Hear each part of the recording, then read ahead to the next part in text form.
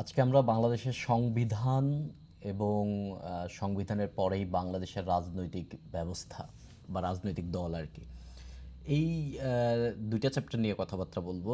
প্রিলিমিনারির মোটামুটি আমরা ডাইজেস্টকে ফোকাস করে পড়ব।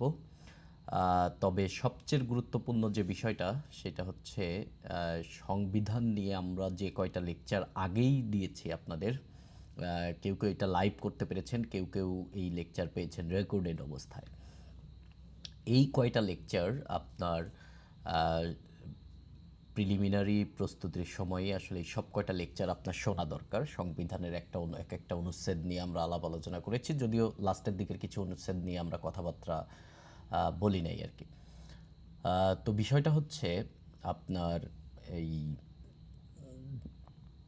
সংবিধানের ওই লেকচারগুলা জানা খুবই খুবই খুবই জরুরি।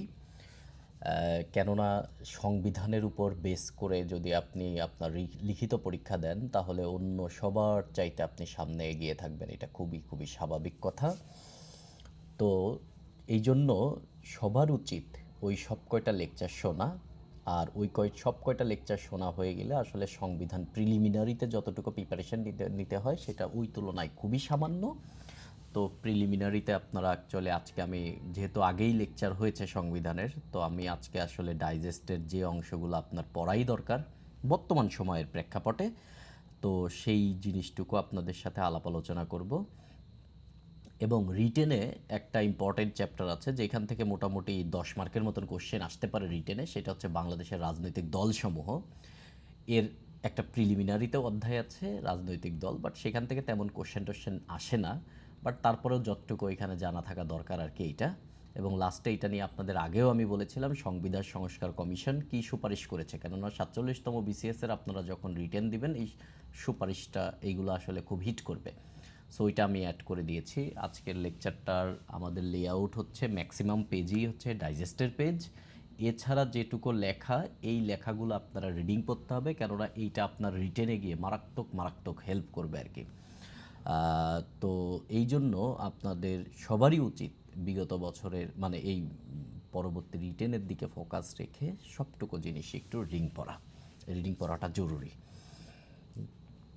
আর আমরা কিছু সংবিধানের আসলে মূলত 10 মিনিটে ক্লাস শেষ করে দেওয়া যায়, কেননা আগে 8টা লেকচারে আপনার সংবিধানের অনেক অনেক জিনিস জেনেছেন। এর মধ্যে ফার্স্ট যে লেকচারটা 1 নম্বর লেকচার হিসেবে যেটা দেওয়া আছে, কোনো ব্যাচে ওই 1 নম্বর লেকচারটাই লাস্টে হয়েছে। তো সেটা আপনারা একটু ভালো মতন ওভারভিউ দিয়ে 8টা লেকচার দেখলে মোটামুটি আপনাদের সংবিধান নিয়ে একটা ধারণা তৈরি হয়ে যাবে। তবে প্রিলিমিনারিতে কোন অনুচ্ছেদগুলো বেশি ইম্পর্ট্যান্ট, কোন অনুচ্ছেদগুলো জানাই থাকা দরকার, কোন ফ্যাক্টরগুলো জানা থাকা দরকার, সেইটার জন্য আসলে আজকের এই লেকচারটা। তো সর্বপ্রথম আপনারা অনেকেই আমার কাছে বলতেছেন যে 49তম বিশেষ বিশেষ বিসিএস নিয়ে। আসলে বিশেষ বিসিএস কে আমি ব্যক্তিগতভাবে খুবই পছন্দ করি না, কেননা বিশেষ বিসিএসের যে সিস্টেম মানে যেভাবে আর কি পরীক্ষা প্রসিডিওর, এই পরীক্ষা প্রসিডিওর দিয়ে অ্যাকচুয়ালি আসলে বিসিএসের যে জিনিসটা ওই ব্যাপারটাই জানা যায় না। কেননা আপনি 2 ঘন্টার একটা পরীক্ষা দিয়ে একটা ভাইবা দিয়ে আপনি ক্যাডার হয়ে যাবেন, বাট বিসিএস তো এত ইজি জিনিস না। আর বিসিএসের অনেকেই বলে যে বিসিএসের এই প্রসেসটা লেন্দি, এই লেন্দি প্রসেস দিয়ে একটা চাকরিতে যাওয়া। এই বিসিএসের লেন্দি প্রসেসটা আমার দৃষ্টিতে এটাও এক প্রকারের ট্রেনিং। এই ট্রেনিংটা হওয়া দরকার সিভিল সার্ভিসে এসে, কেননা সিভিল সার্ভিসে এসে আপনাকে নানান জিনিস এক্সপিরিয়েন্স করতে হবে। সো তার মধ্যে বিসিএসের এই লেন্দি লাইনটা এটাও একটা ট্রেনিং সেশন আর কি। তো 49তম বিসিএস যেহেতু আপনাদের শিক্ষা ক্যাডার নেবে, আমরা যে ওডিসি ব্যাচটা আমরা টার্গেট করেছিলাম 48। 48 তো হইল না, 48 হয়ে গেল স্পেশাল। তারপরে বললাম যে না ওইটা 49 হয়ে গেল তো ওডিসি ব্যাচ এখন 50তম বিসিএস, আমরা জেনারেল বিসিএসকে ফোকাস করতেছি।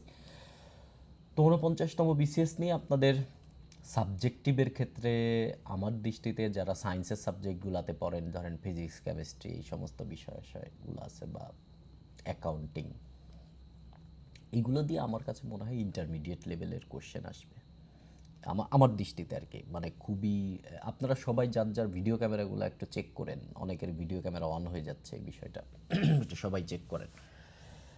দেন তার তার ভিডিও ক্যামেরা অফ করে দেন।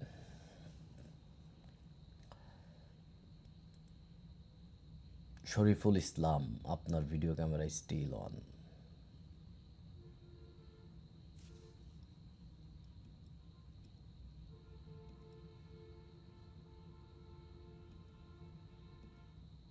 ওকে, তো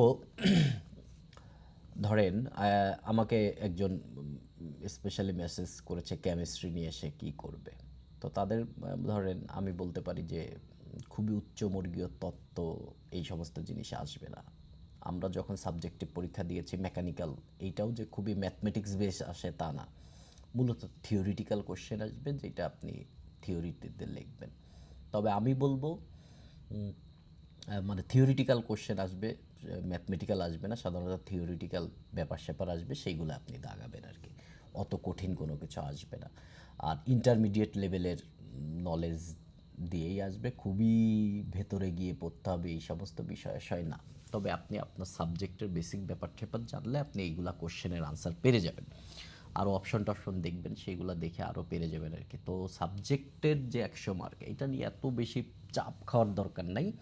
আমি বলবো যে আপনাদের সাবজেক্টের যে বেসিক চ্যাপ্টার আছে, যেমন আমরা যখন মেকানিক্যাল ইঞ্জিনিয়ারিং পড়তাম সবারই এরকম একটা থাকার কথা, সব সাবজেক্টেরই। ধরেন আমরা যখন মেকানিক্যাল ইঞ্জিনিয়ারিং পড়তাম তখন আমরা একবারে ওয়ান ওয়ানে খুরমির একটা বই পড়তাম, যে বইটার নাম ছিল বোধহয় থার্মাল ইঞ্জিনিয়ারিং, খুরমি। এই খুরমির বইতে টোটাল মেকানিক্যাল ইঞ্জিনিয়ারিংয়ে সারা বছর 4 বছর ধরে আমরা যা শিখেছি সবই একটু একটু ছিল। ওর মধ্যে হিট ছিল, ওর মধ্যে পাওয়ার ছিল, ওর মধ্যে আইসি ইঞ্জিন ছিল, নানান জিনিস ওর মধ্যে ছিল, যা আমরা সারা বছর, সারা 4 বছর পুরা গ্রাজুয়েশন লাইফ ধরে পড়ছি। তো আপনার সাবজেক্টের একটা খুরমির বইটা কি হতে পারে?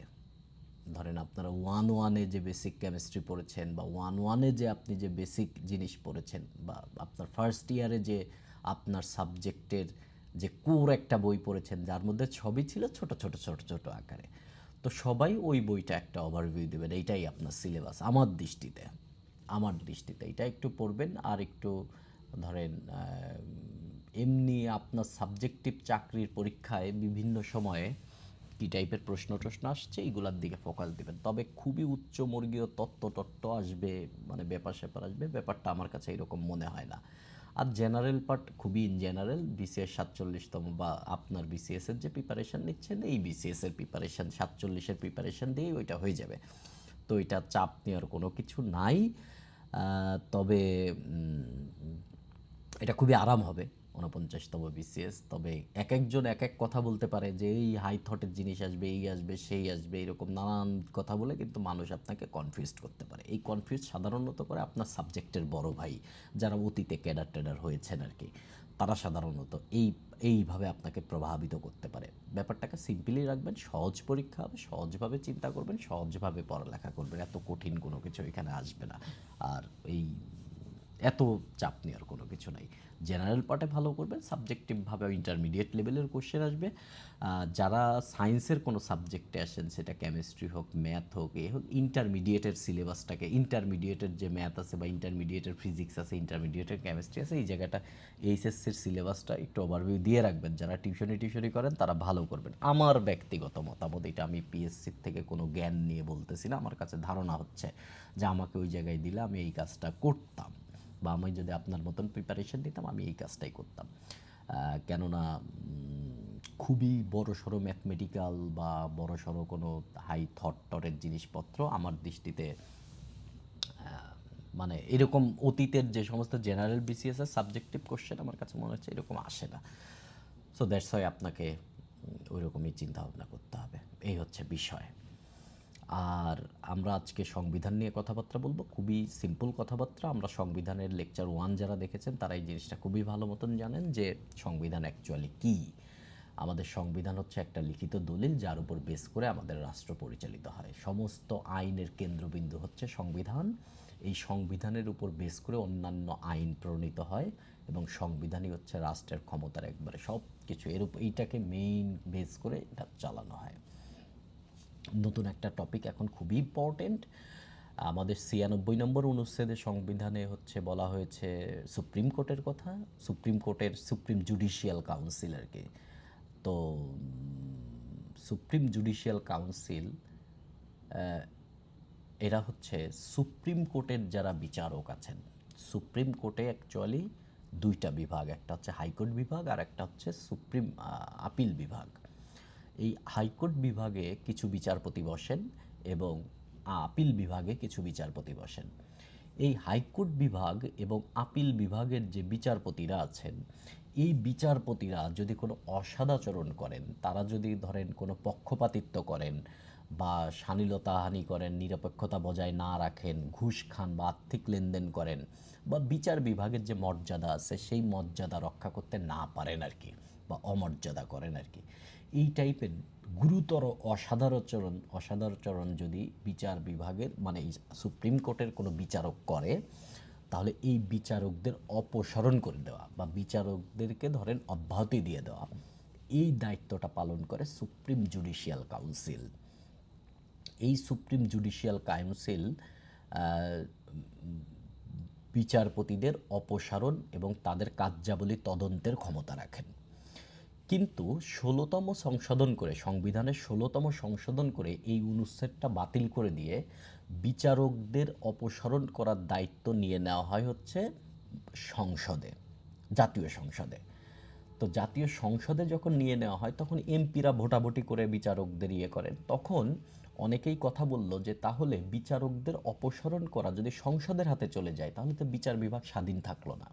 আবার এইটার পক্ষে অনেকের যুক্তি আছে, অনেকেই বলেন যে জনগণের ভোটে, জনগণের প্রতিনিধিরাই তো সংসদ গঠন করে, সো তাদের ভোটে যদি বিচারপতি অপসারণ হয় তাহলে তো এটা জনগণের ভোটেই, কেননা জনগণেরই তো পরোক্ষ ভোট, কেননা আপনি প্রত্যক্ষ ভোট দিয়ে আপনার এমপি নির্বাচন করেছেন, আপনার এমপি আপনার পক্ষে ভোট দিচ্ছে।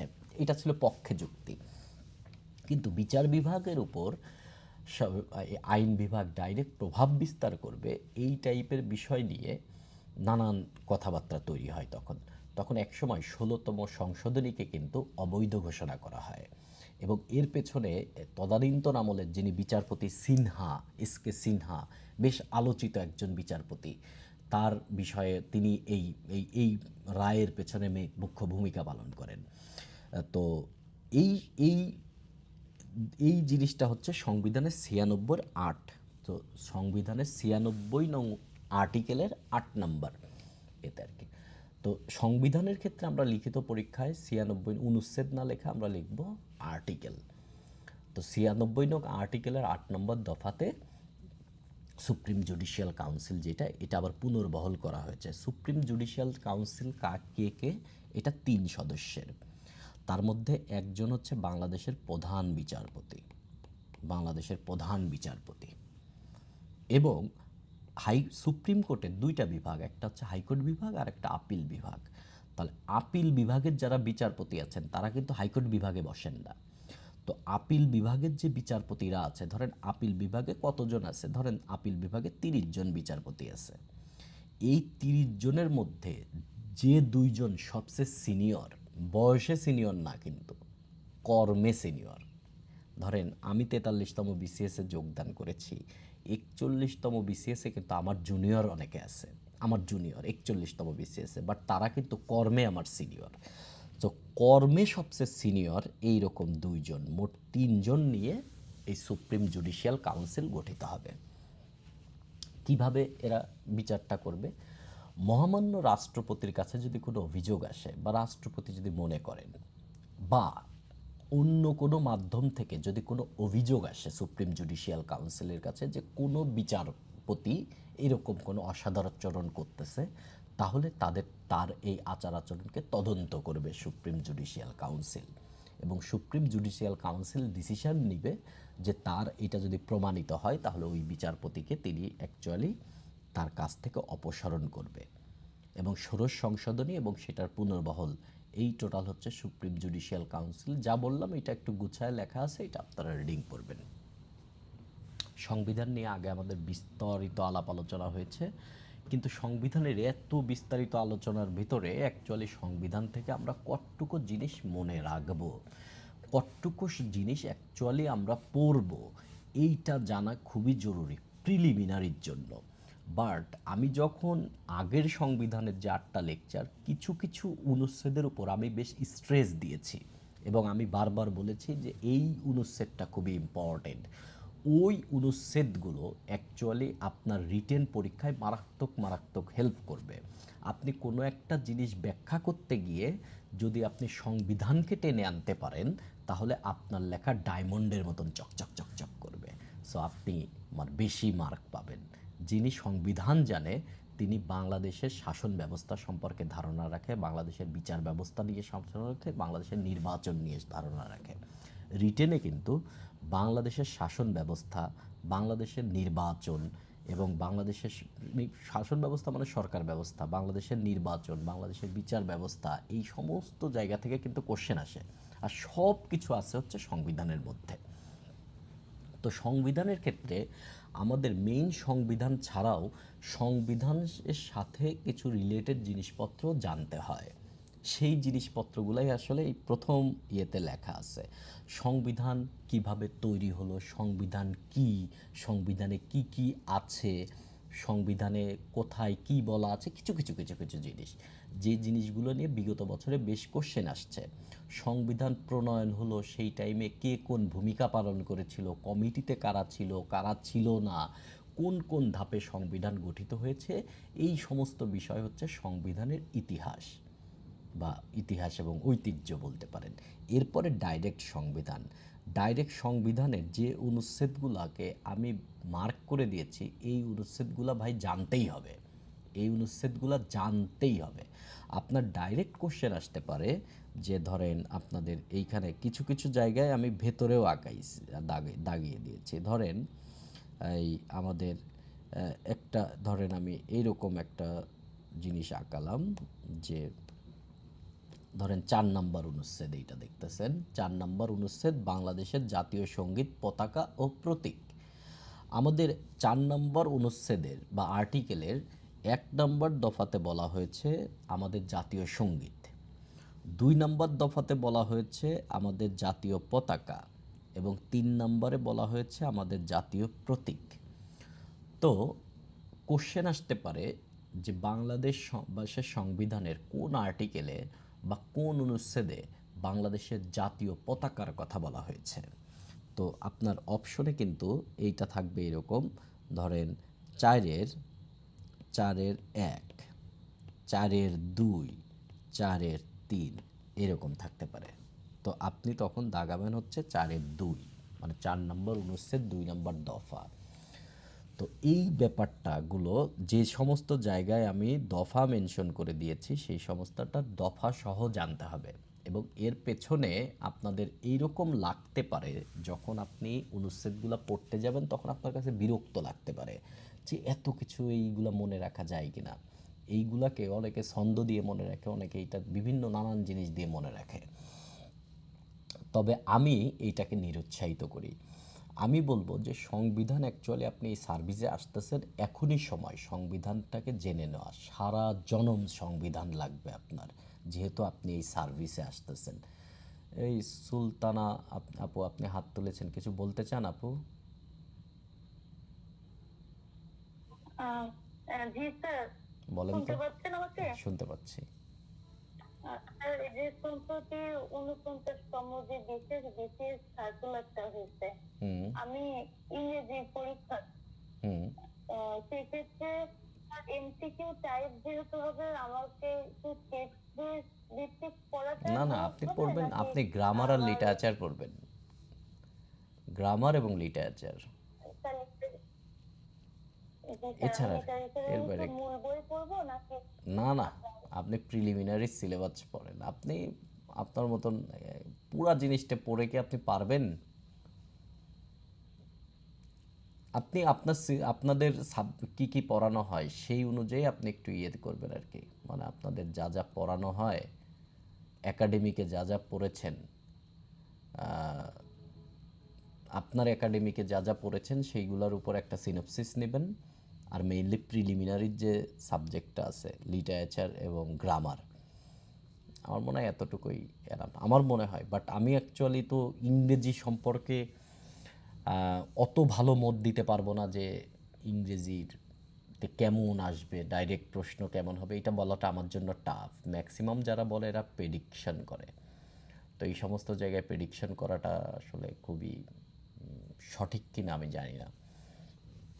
তো আপনি গ্রামার এবং লিটারেচারের উপর ভালো দখল রাখেন এবং আপনাদের যেগুলো পড়ানো হয় আর কি। আচ্ছা, এখন কোনো কোশ্চেন নিচ্ছি না, হ্যান্ড ডাউন করে রাখেন আপনারা।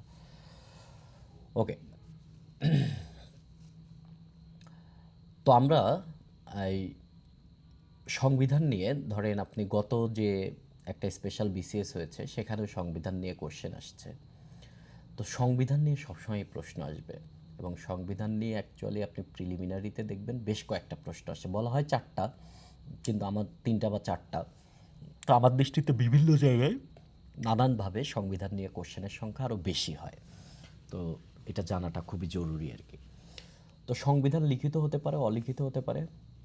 তো আমাদের দেশের সংবিধান লিখিত, কিছু কিছু সংবিধান আছে যেটা সহজে পরিবর্তন করা যায়, আবার কিছু কিছু সংবিধান আছে যেটা সহজে পরিবর্তন করা যায় না, দুষ্পরিবর্তনীয়। আমাদের সংবিধান লিখিত এবং দুষ্পরিবর্তনীয়, সহজে পরিবর্তন করা যায় না। কিছু কিছু দেশের লিখিত সংবিধান নাই, যেমন ব্রিটেন, স্পেন, এই সমস্ত দেশে কিন্তু সংবিধান নাই, লিখিত কোনো সংবিধান নাই, বাট ঐতিহাসিকভাবে তাদের বেশ কিছু মৌলিক আইন আছে এবং তাদের বেশ কিছু অন্যান্য ডকুমেন্ট আছে, তার উপর বেস করে রাষ্ট্র পরিচালনা করা হয়।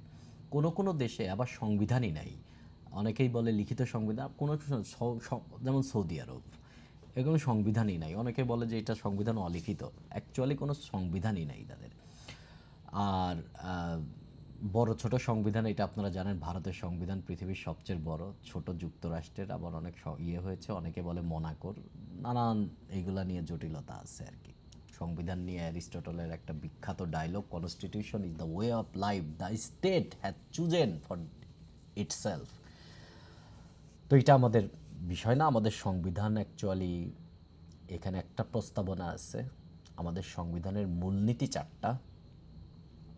আমাদের সংবিধানের মূলনীতি হচ্ছে সমাজতন্ত্র, গণতন্ত্র, দেন হচ্ছে আপনার সমাজতন্ত্র, গণতন্ত্র, প্রথম হচ্ছে জাতীয়তাবাদ, সমাজতন্ত্র, গণতন্ত্র, আর হচ্ছে ধর্মনিরপেক্ষতা। এই চারটা হচ্ছে আমাদের সংবিধানের মূলনীতি। যদিও সংস্কার কমিশন এখানে সাম্য এবং বিভিন্ন কথা বলেছে, সেটা আমরা ধীরে ধীরে জানবো আর কি। আমাদের সংবিধানের বাইরে সাতটা শিডিউল আছে, শিডিউল বা তফসিল। তফসিল কি জিনিস? ভেতরের কোনো জিনিস, কোনো একটা জিনিস, ভেতরের কোনো একটা জিনিসের কে ক্লিয়ারিফিকেশনের জন্য বা কোনো নতুন একটা জিনিস অ্যাড করার জন্য সাধারণত তফসিল বা শিডিউলগুলো অ্যাড করা হয়। তো আমাদের সংবিধানে এরকম 7টা শিডিউল আছে। আমাদের টোটাল অধ্যায় আছে বা ভাগ আছে অ্যাকচুয়ালি 11টা এবং অনুচ্ছেদ আছে 153টা। তবে আমাদের সংবিধানে কখন বিসমিল্লাহির রহমানির রাহিম আসলো, তারপরে আমাদের দেশের নাম, এইগুলো জাস্ট আপনারা রিং করবেন। আমি কিছু মৌলিক জিনিস বলে যাই, কেন সংবিধান নিয়ে আগে অনেক ক্লাস হয়েছে। আমাদের সংবিধান সংশোধন হয় 142 নম্বর অনুচ্ছেদ অনুযায়ী। 142 নম্বর অনুচ্ছেদে বলা হয়েছে, যাই বলা হোক না কেন, এই সংবিধান পরিমার্জন বা পরিবর্ধন বা সংশোধন বা প্রতিস্থাপন এরকম নানা কারণে কিন্তু লাগতে পারে। তখন বলা হয়েছে সংবিধানের কোন অনুচ্ছেদকে সংশোধন করতে হবে সেটা স্পষ্টভাবে শিরোনামে লিখে সংসদে উত্থাপন করতে হবে। সংবিধান সংশোধনের ক্ষেত্রে স্পষ্টভাবে লিখে উত্থাপন করতে হবে, এটা ভোটে যাবে। সংবিধানের যখন ভোটে যাবে তখন 2/3 ভোটে এটা পাশ হতে হবে, 2/3 ভোটে। শুধুমাত্র পাশ হলেই হবে না, 2/3 ভোটে পাশ হতে হবে। পাশ হলে এটা রাষ্ট্রপতির কাছে অনুমোদনের জন্য পাঠানো হবে এবং মহামান্য রাষ্ট্রপতি এটা 7 দিনের মধ্যে, সংবিধান সংশোধনের বিল কিন্তু রাষ্ট্রপতি অনুমোদন দিবে 7 দিনের মধ্যে, বাকিগুলো 15 দিন। এবং 7 দিনের যদি রাষ্ট্রপতি এই অনুমোদন না দিতে পারে তাহলে ধরে নেওয়া হবে তিনি অনুমোদন দিয়েছেন। তার মানে রাষ্ট্রপতি সংবিধান সংশোধনের ক্ষেত্রে অনুমতি দিতে বাধ্য, রাষ্ট্রপতির কাছে যাবে, এটা একটা শুধু ফর্মালিটি মাত্র। এখন 2/3 ভোটের একটা ব্যাপার আছে। ধরেন আমাদের দেশে বিভিন্ন সময় রাজনীতিক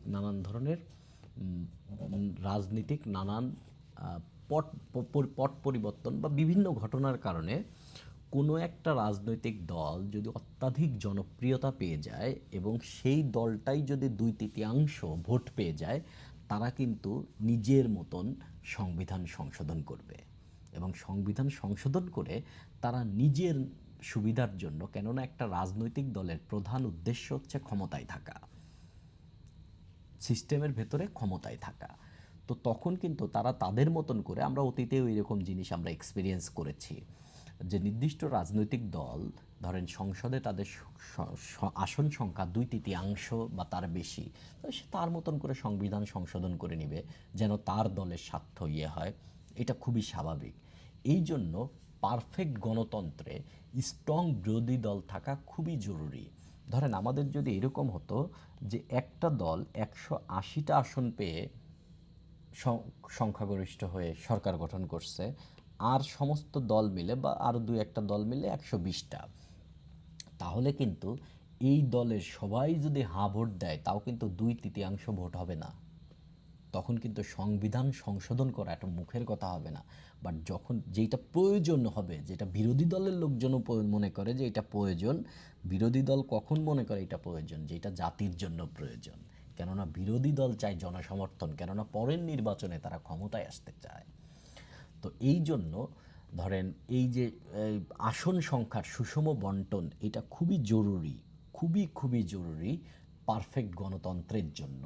তা না হলে ধরেন সবাই চাবে যে তার মতন সময় করে সে ডিক্টেটরশিপ যেন সুন্দর মতো অর্জিত হয় আর কি। এটা তো আমাদের সংবিধানে মোট সংবিধানে হচ্ছে দুইটা জিনিস আছে, একটা হচ্ছে মৌলিক চাহিদা আর একটা হচ্ছে মৌলিক প্রয়োজন।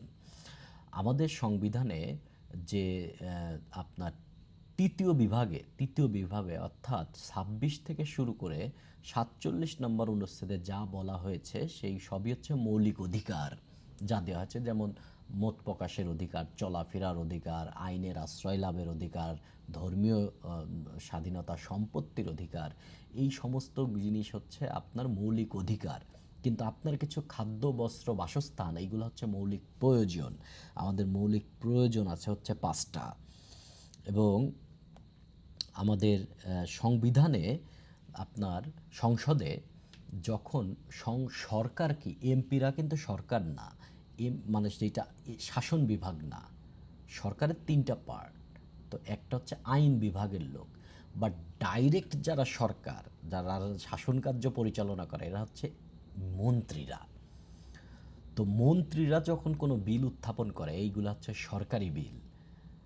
আর অন্যান্য এমপিরা যে বিল ইয়ে করে, এগুলো হচ্ছে বেসরকারি বিল। সো এইখানে একটা খুবই গুরুত্বপূর্ণ বিষয় আর কি, বেসরকারি বিল কোনটা আর কোনটা।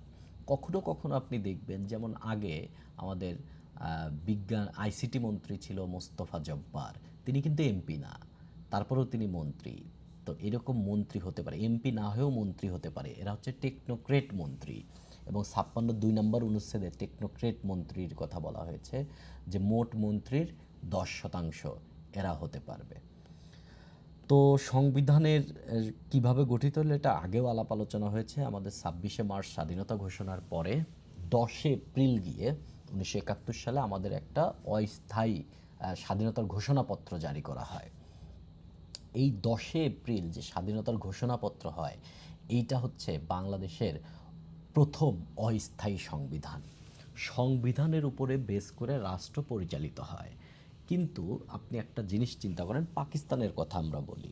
আমরা যখন পাকিস্তানের মধ্যে ছিলাম 1947 সালের 14ই আগস্ট পাকিস্তান স্বাধীন হয়, 1947 সালে। কিন্তু পাকিস্তানের সংবিধান রচনা হয় 1956 সালে।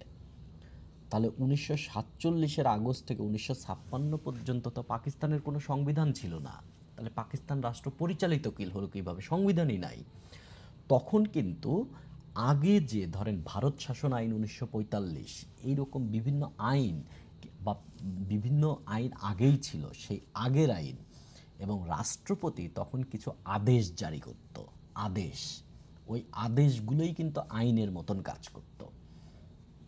এই বিভিন্ন আদেশ এবং ওই আদেশের বিভিন্ন বিধান প্রবিধানের মাধ্যমে রাষ্ট্র পরিচালিত হতো। এবং সংবিধান যখন কার্যকর হয় তখন এই সংবিধান কার্যকরের সাথে আগে রাষ্ট্র পরিচালনায় যা যা করা হয়েছে ওইগুলা সব বৈধতা দেওয়া হয়। যেমন ধরে বাংলাদেশ স্বাধীনতা ঘোষণা হয় 26শে মার্চ, ওই দিন থেকেই কিন্তু বাংলাদেশ স্বাধীনতা ঘোষণা হয়ে গেছে। কিন্তু আমাদের সংবিধান কার্যকর হয়েছে 1972 সালের 16ই ডিসেম্বর। কিন্তু এই 26শে মার্চ 1971 থেকে 1972 সালের 16ই ডিসেম্বর পর্যন্ত রাষ্ট্র পরিচালিত হয়েছে কিন্তু। তো এই পরিচালিত হয়েছে বিভিন্ন দলিলের বলে। ওই সংবিধান কিন্তু ওই আগের জিনিসগুলোকে বৈধতা দিয়েছে, আগের কাজগুলোকেও কিন্তু বৈধতা দিয়ে দেয়। তো তো এটা হচ্ছে আমাদের একটা আলোচনা গেল। তো 10 এপ্রিল আমাদের স্বাধীনতার ঘোষণাপত্র জারি হয়। এই স্বাধীনতার ঘোষণাপত্র হচ্ছে বাংলাদেশের প্রথম অন্তর্বর্তীকালীন সংবিধান, প্রথম অন্তর্বর্তীকালীন সংবিধান। এরপরে 16ই ডিসেম্বর যখন বাংলাদেশ স্বাধীন হলো তখন কিন্তু শেখ মুজিবুর রহমান দেশে ব্যাক এসে তিনি একটা অস্থায়ী সংবিধান আদেশ জারি করেন। অস্থায়ী সংবিধান আদেশ জারি, এইটা হচ্ছে মূলত নতুন সংবিধান তৈরি হওয়ার পেছনকার একটা আদেশ। সংবিধান তৈরি করতে হবে, এইটা হচ্ছে আমাদের দ্বিতীয় অন্তর্বর্তীকালীন সংবিধান। তার মানে আমাদের মেইন সংবিধান রচনা হওয়ার আগেও আমাদের দুইটা অস্থায়ী সংবিধান ছিল। একটা হচ্ছে স্বাধীনতার ঘোষণাপত্র, আর একটা হচ্ছে 11ই জানুয়ারি জারি করা অস্থায়ী সংবিধান আদেশ। এই অস্থায়ী সংবিধান আদেশের বলে তদানীন্তন যিনি রাষ্ট্রপতি, বিচারপতি আবু সাইদ চৌধুরী, যদিও তিনি রাষ্ট্রপতি কিন্তু তিনি বিচারপতি নামে খুবই পরিচিত, জাস্টিস চৌধুরী বলা হয়, এবং তিনি ঢাকা ইউনিভার্সিটির ভাইস চ্যান্সেলর ছিলেন। এই বিচারপতি আবু সাইদ চৌধুরী তদানীন্তন রাষ্ট্রপতি, যেহেতু রাষ্ট্রপতি কিন্তু অর্ডার দেন, যে কোনো আদেশ অর্ডার দিবেন রাষ্ট্রপতি। অর্ডার দিবেন কখন? যখন সংবিধান থাকবে না তখন দিবেন অর্ডার, সংবিধানই নাই। কিন্তু আজকে 2025 সালে যখন আপনি আমার লেকচার শুনতেছেন তখন কিন্তু বাংলাদেশের রাষ্ট্রপতি আছে, সংবিধান আছে, কিন্তু আইন প্রণয়ন করার জন্য সংসদ নাই, সংবিধান আছে। তখন যেটা জারি হবে সেটা হচ্ছে অধ্যাদেশ, অর্ডিন্যান্স। আর সংবিধানও যখন নাই, কেননা রাষ্ট্রপতি কিন্তু এই অর্ডিন্যান্স বা অধ্যাদেশ জারি করে সংবিধানের বলেই, কিন্তু যখন সংবিধানই থাকে না তখন ওইটা হচ্ছে অর্ডার। 23 মার্চ 1972 সালে গিয়ে গণপরিষদ আদেশ জারি করেন। গণপরিষদ হচ্ছে সংসদের মতন একটা জিনিস, যেখানে এমপিদের মতন গণপরিষদের মেম্বাররা থাকে, বাট তারা আইন প্রণয়ন করে না। সংবিধান কিন্তু আমাদের সংসদ কিন্তু আইন প্রণয়ন করে, আইনের সংশোধন করে, অন্যান্য অঙ্গ প্রতিষ্ঠানের উপর চাপ প্রয়োগ করে। কিন্তু যখন গণপরিষদ গঠিত হয়, গণপরিষদের প্রধান কাজই হচ্ছে সংবিধান প্রণয়ন করা, এবং সংবিধান প্রণয়ন করা হয়ে গেলে গণপরিষদ ভেঙে যাবে, গণপরিষদের কাজ শেষ। 23 মার্চ গণপরিষদ আদেশ জারি করে। এই আদেশের বলে গণপরিষদ গঠিত হয়, এবং গণপরিষদ গঠিত হওয়ার পরে প্রথম অধিবেশন বসে 10 এপ্রিল। 10 এপ্রিল ডেটটা খুবই ইম্পর্টেন্ট। 10 এপ্রিল এবং 17 এপ্রিল 1971 সালের 10 এপ্রিল আপনারা জানেন আমাদের যে মুক্তিযুদ্ধকালীন মুজিবনগর সরকার গঠিত হয় 10 এপ্রিল, এবং 17 এপ্রিল ওই সরকার শপথ নেয়। তো ওই দুইটা ডেটের সাথে ম্যাচ করে 1972 সালে 10 এপ্রিল গণপরিষদ প্রথম অধিবেশন বসে, এবং ওই অধিবেশন থেকে পরের দিন গিয়ে সংবিধান প্রণয়নের জন্য স্পেসিফিক একটা কমিটি তৈরি করা হয় 34 সদস্যের। ডক্টর কামাল হোসেন ছিলেন সেইটার কমিটির সভাপতি, এবং ওই কমিটি তাদের প্রথম বৈঠক বসায় হচ্ছে 17 এপ্রিল। সো এই দুইটা ডেট খুবই ইম্পর্ট্যান্ট। এরপরে তারা ইংল্যান্ড ভ্রমণ করে, ভারতের সংবিধান দেখে, এবং ইংল্যান্ড থেকে সংবিধান বিষয়ক জন গথরিকে তারা বাংলাদেশে নিয়ে আসেন, এবং তিনিও এই কাজে হেল্প করেন এবং 4 নভেম্বর গিয়ে বা 18 কার্তিক এই বাংলা তারিখটাও ইম্পর্টেন্ট, সংবিধান গণপরিষদ গৃহীত হয়। মানে এই প্রণয়ন কমিটি বিভিন্ন সংবিধান করতেছে, তৈরি করতেছে এবং গণপরিষদের সাথে আলাপ আলোচনা হচ্ছে, দেন ফাইনালাইজড যে সংবিধানটা এটা গৃহীত হয় 4 নভেম্বর। এবং 4 নভেম্বর গিয়ে সংবিধান দিবস পালন করি আমরা, এটা 4 নভেম্বর। বাট সংবিধান কার্যকর হয় হচ্ছে 16 ডিসেম্বর থেকে। বাংলাদেশের গণপ্রজাতন্ত্রী বাংলাদেশের সরকারের সংবিধান কার্যকর হয়। এখন গণপরিষদ যে গঠিত হলো, গণপরিষদ গঠিত এরা কারা? গণপরিষদ 1970 সালে বাংলাদেশে একটা নির্বাচন হয় এবং এইটা কিন্তু পাকিস্তানের প্রথম সাধারণ নির্বাচন, ইউনাইটেড পাকিস্তানের প্রথম সাধারণ নির্বাচন। এবং তখন বলা হয়েছিল যে probably the first and last general election of Pakistan. এরপরে কিন্তু পাকিস্তানের আর হয়নি, এরপরে তো বাংলাদেশ স্বাধীন হয়ে গেছে।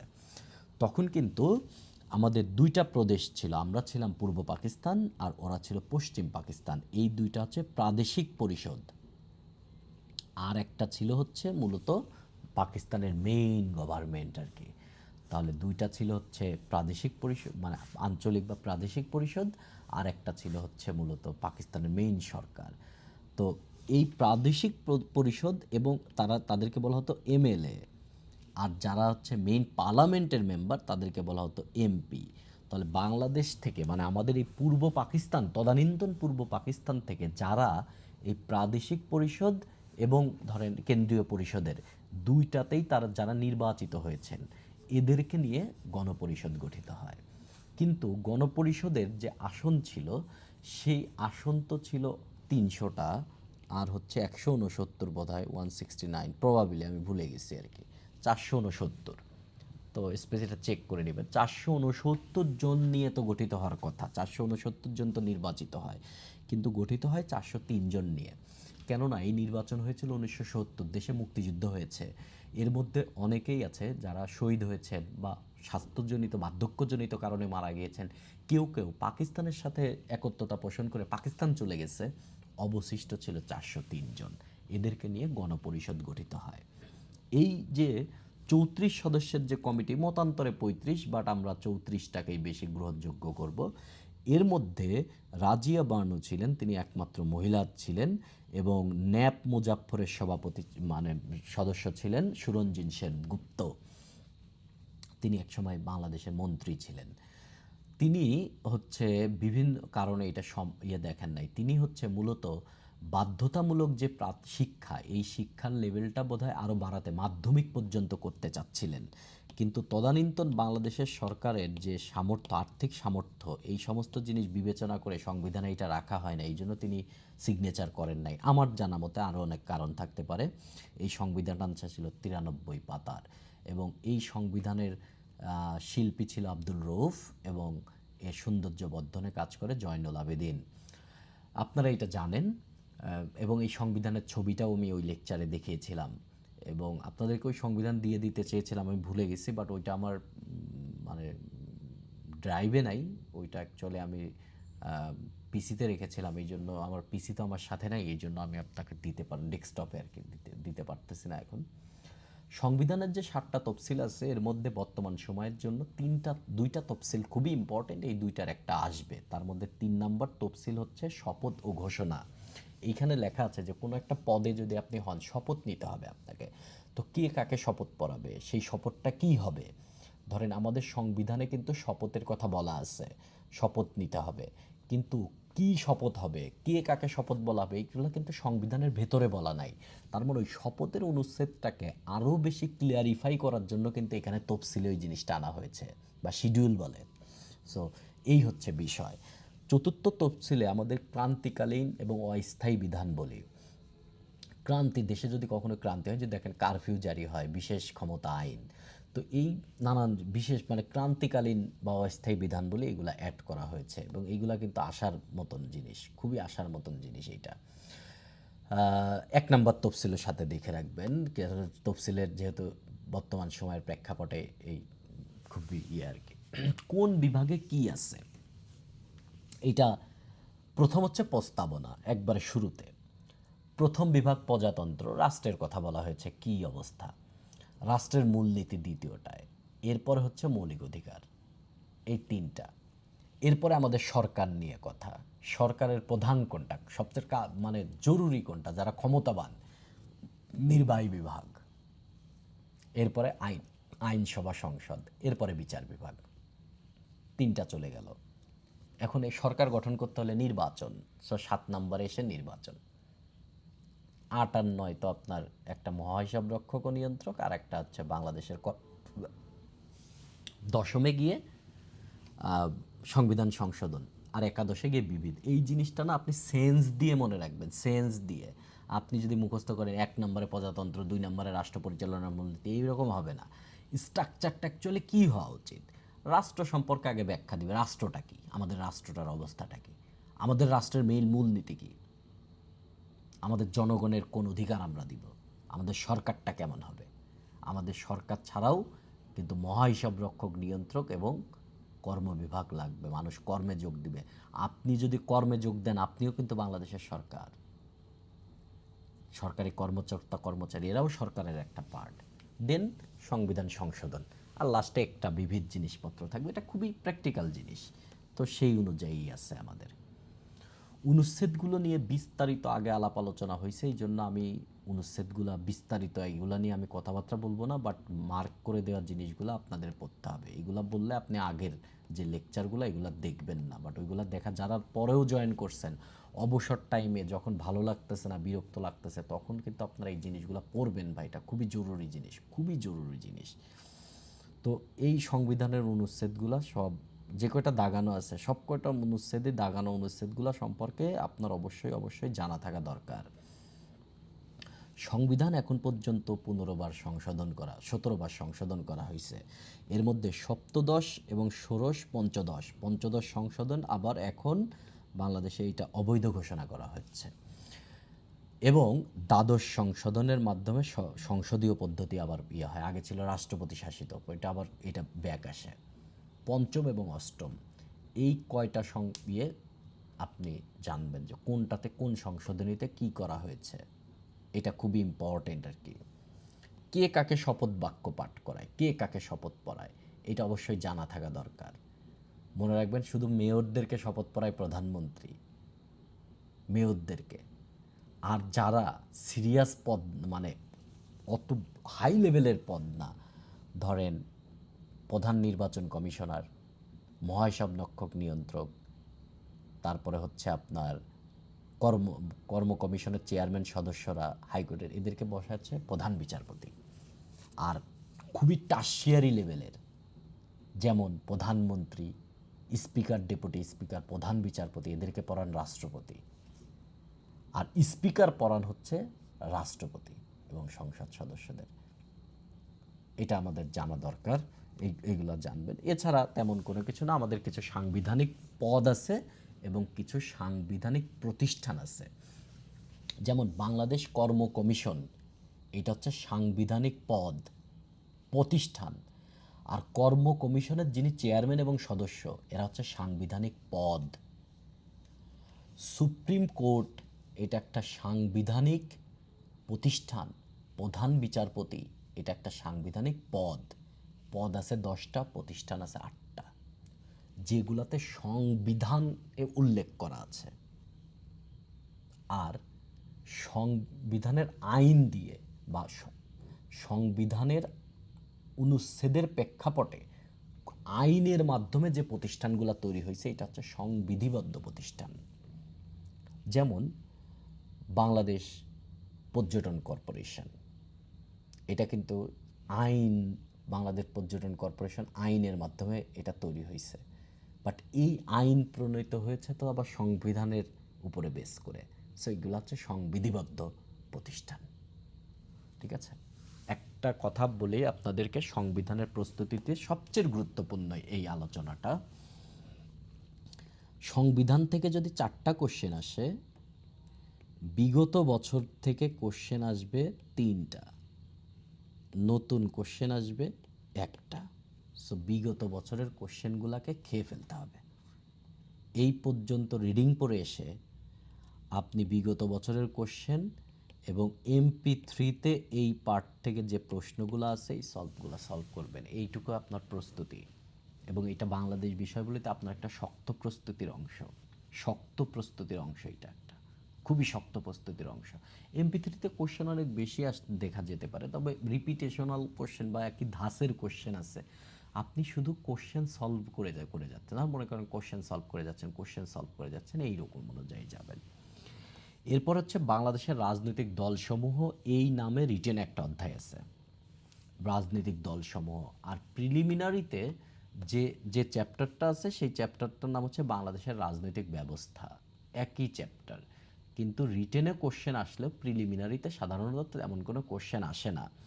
বাট রিটেন সম্পর্কে ধারণা নেওয়ার জন্য আপনার এইটা বাংলাদেশ বিষয়গুলির নোটের থেকেই এটা যতটুকু তৈরি করেছিলাম তারই অংশ বিশেষ, এটা রিডিং পড়তে হবে ভাই, জাস্ট রিডিং পড়ে যাবেন।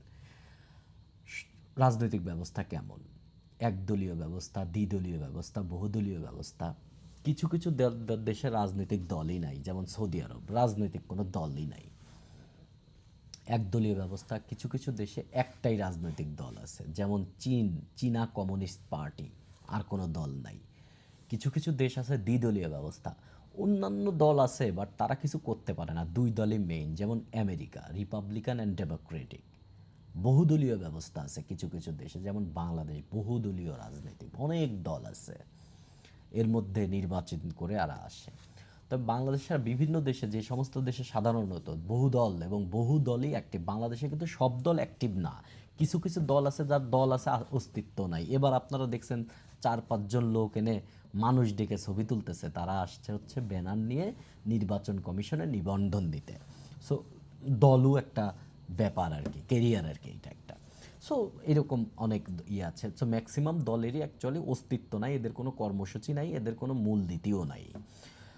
তবে কিছু কিছু দেশ আছে যেখানে অনেকগুলো দল স্ট্রং ভূমিকা পালন করে, যেমন জার্মানি।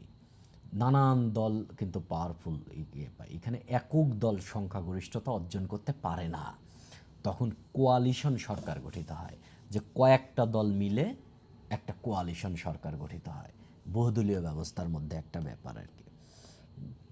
সো বহুদলীয় ব্যবস্থার মধ্যে ধরেন দল কিভাবে গঠিত হয়, দল হচ্ছে নানানভাবে গঠিত হয়। বহুদলীয় ব্যবস্থায় দলগুলো সাধারণত আদর্শ ভিত্তিক বিভাজন ঘটে। ধর্মীয় অনেক দল আছে, যেমন জামায়াতে ইসলামী, ইসলামিক ঐক্য জোট, জাকের পার্টি, এগুলো হচ্ছে ধর্মীয় ভিত্তিক রাজনৈতিক দল। অর্থনৈতিক ভিত্তিক কিছু রাজনৈতিক দল আছে, যেমন আপনার প্রগতিশীল ছিল হচ্ছে আওয়ামী লীগ, সমাজতান্ত্রিক দল ছিল বাংলাদেশ কমিউনিস্ট পার্টি, জাতীয়তাবাদ এবং মুক্তবাজার অর্থনীতির বেজ হচ্ছে দল হচ্ছে বিএনপি।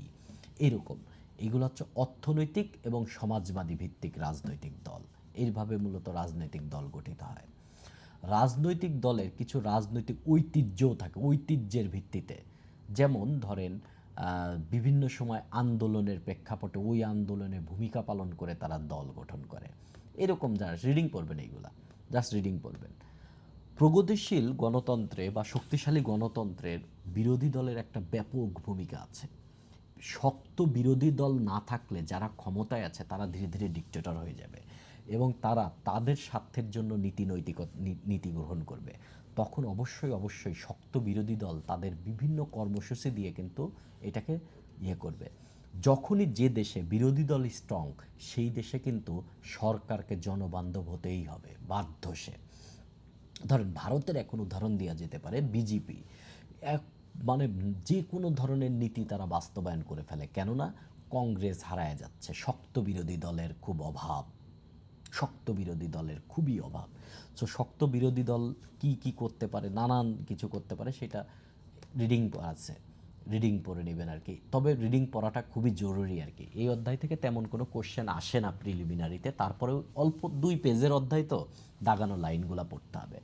মাথায় রাখবেন, রাজনৈতিক দল নীতি এবং আদর্শের ভিত্তিতে গঠিত হয়, এদের প্রধান উদ্দেশ্য ক্ষমতা দখল করা, নিয়মতান্ত্রিকভাবে নির্বাচনের মাধ্যমে ক্ষমতায় যাওয়া, এবং একনায়কতান্ত্রিক কোনো ভূমিকা পালন করতে পারে না। বাট সংবিধান অনুযায়ী কেউ যদি রাষ্ট্রপতি হতে হয় তাহলে তাকে আগে দলের পদ ত্যাগ করে আসতে হয়। তারপরে আপনার দলের ভেতরে অনেক দল থাকে, এইগুলাকে বলা হচ্ছে উপদল। বিরোধী দলও অনেক সময় আলাদা একটা মন্ত্রিসভা গঠন করে নিজেদের মতন করে, এটাকে বলা হয় ছায়া মন্ত্রিসভা। এইরকম আর কি কিছু তথ্য আছে, এগুলো আপনি জাস্ট কয়েকটা তথ্য আর কি এটা রিডিং করবেন, যা আলোচনা বললাম এর মধ্যেই আর কি। তবে চাপ সৃষ্টিকারী গোষ্ঠী বা সুশীল সমাজ বা লবি গ্রুপ এরা কিন্তু সরকারের উপর ব্যাপক প্রভাব ফেলে। যেমন একটা উদাহরণ দিই, আমাদের এখন প্রধান উপদেষ্টা হচ্ছে ডক্টর মোহাম্মদ ইউনূস। আজ থেকে 2 বছর আগে বা 3 বছর আগে ডক্টর মোহাম্মদ ইউনূস কিন্তু বাংলাদেশের সরকার প্রধান ছিলেন না, তিনি বাংলাদেশের একজন নাগরিক ছিলেন। কিন্তু তার ব্যক্তিগত পরিচয় এবং জনগণের মধ্যে তার যে ইনফ্লুয়েন্স আছে, এর উপর বেস করে তিনি কিন্তু বাংলাদেশ সরকারের উপর ব্যাপক প্রভাব বিস্তার করতেন এবং তাতে তাকে নিয়ে সরকার চিন্তা ভাবনার মধ্যে থাকতো। তো এই যে একটা ব্যাপার, একজন ব্যক্তি তার বিভিন্ন নেটওয়ার্ক এবং তার ব্যক্তি ইমেজ, তার প্রোফাইল তাকে এমন একটা অদৃশ্য পাওয়ার দিয়েছেন যে তিনি সরকারের উপর প্রভাব বিস্তার করতে পারেন। এরাই হচ্ছে চাপ সৃষ্টিকারী গোষ্ঠী। আবার বাংলাদেশের ধরেন আছে ট্রান্সপারেন্সি ইন্টারন্যাশনাল বাংলাদেশ বা টিআইবি, এরা কিন্তু সরকারের কিছু না, বাট এরা একটা স্বতন্ত্র প্রতিষ্ঠান। এরাও কিন্তু সরকারের বিভিন্ন জিনিসের উপর তারা রিপোর্ট করে কিন্তু সরকারের উপর চাপ সৃষ্টি করে। সো এরা হচ্ছে চাপ সৃষ্টিকারী গোষ্ঠী বা লবি গ্রুপ। বাট এদের উদ্দেশ্যটা এবং রাজনৈতিক দলের উদ্দেশ্যর একটা পার্থক্য আছে। রাজনৈতিক দল সবসময় ক্ষমতায় যাইতে চায় সরকারের উপর চাপ সৃষ্টি করে, কিন্তু সুশীল সমাজ সরকারের উপর চাপ সৃষ্টি করে জনকল্যাণ করতে চায়। তারা কখনো সরকারে যেতে চায় না, তারা নির্বাচনে অংশগ্রহণ করে না। এরাই হচ্ছে সুশীল সমাজ। ধরেন বাংলাদেশে যখন হুমায়ুন আহমেদ বেঁচে ছিল, তখন হুমায়ুন আহমেদ স্যারের কিন্তু বাংলাদেশের জনগণের উপর একটা ব্যাপক প্রভাব ছিল। তিনি যদি সরকারের এগেনস্টে কয়েকটা কথা বলেন, সেই কথার কারণে কিন্তু সরকারের উপর ব্যাপক চাপ সৃষ্টি হবে এবং সরকার তার নীতি নৈতিকতা চেঞ্জ আনতে বা দ্বিতীয়বার ভাবতে তিনি কিন্তু মানে তিনি দ্বিতীয়বার ভাববেন আর কি। তো এই ব্যাপারটাই হচ্ছে চাপ সৃষ্টিকারী গোষ্ঠী বা লবি গ্রুপ। এই কয়েক লাইন একটু রিডিং করবেন, এখানে জরুরি কোনো তথ্য নাই, এইখান থেকে তেমন কোনো কোশ্চেন আসে না। আমাদের সংবিধান সংস্কার কমিশন, এটা ওয়েবসাইট থেকে ডাইরেক্ট নেই, এটা আপনাদের আগেও পড়তে বলেছি, এটা জাস্ট রিডিং পড়বেন, এটা জাস্ট রিডিং পড়বেন। আপনারা আজকের এই যে কাজ করতে বললাম, এই কাজটা আপনারা করবেন আগামীকাল সারাদিনে, শুক্রবার সারাদিনে এই কাজটা করে ফেলবেন, আজকে রাতেও একটু করে ফেলবেন, সারাদিনে এই কাজটা করবেন। এটা করাটা খুবই খুবই জরুরি, এই 2 অধ্যায় পড়ে ফেলতে হবে। এবং কালকেও আপনাদের আর একটা ক্লাস হতে পারে, কালকে শুক্রবারেও আপনাদের আর একটা ক্লাস হতে পারে। একজন কথা বলেন তো, হ্যান্ড রেজ করেছেন হচ্ছে তামিম, কথা বলেন।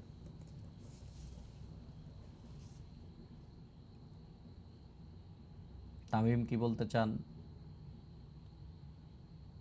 মুস্তাফিজুর রহমান কথা বলেন।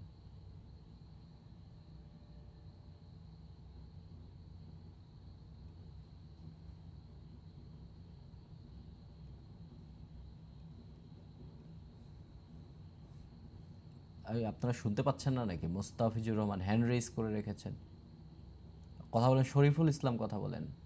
হ্যালো হ্যাঁ স্যার, শরীফ। আসসালামু আলাইকুম। ওয়ালাইকুম আসসালাম। শরীফ কথা বলেন, শরীফুল ইসলাম। স্যার, আমাকে শুনতে পাচ্ছেন? হ্যাঁ শুনতে পাচ্ছি। স্যার, আমি লাইভ এমসিকিউতে স্যার পরীক্ষা দিচ্ছি স্যার। পরীক্ষা দিয়ে ভালো মার্কস আসতেছে স্যার। আমার ভুলের পরিমাণ 20-এর কম থাকে স্যার। ওকে, এটা খুবই খুবই কংগ্রাচুলেশন ভাই, চমৎকার কাজ করতেছেন, বলেন। স্যার, এখানে একটা সমস্যা হলো স্যার, আমি যে 20টা ভুল করি বা 20-এর নিচে ভুল হয় আমার, সেই ভুলগুলো স্যার আমি কমন জিনিস থেকে ভুল করি। এটা যে ওইখানেও বিষয়টা করবেন। আমার জানা, ওইটা ওগুলা থেকে আমি ভুল করি। এটা খুব স্বাভাবিক। হ্যাঁ, স্যার, এইটা কিভাবে স্যার কমানো যায়? এটা এটা কিভাবে এটা কমাইতে পরীক্ষা পারি?